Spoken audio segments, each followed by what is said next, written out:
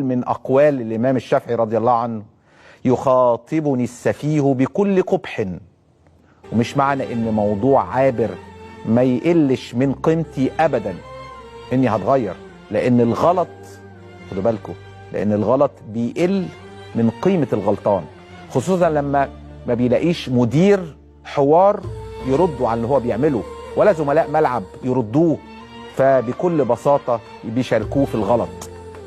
كمان ده الأوحش، إن كمان إما تكون قناة كبيرة ومحترمة، بدل ما تمنع فيديو مسيء وفي تنمر، لا تنزله وبالعنوان عشان خاطر الترند اللي بقى أسلوب حياة في مجتمعاتنا الحالية.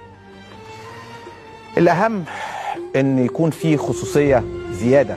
المهم بجدد دعوتي لنبذ التعصب، بجدد دعوتي لإعلام موضوعي يقوم على الأمانة والإخلاص، يحقق الفايدة والمتعة، وسلام بقى لو بيضيف شيء جديد.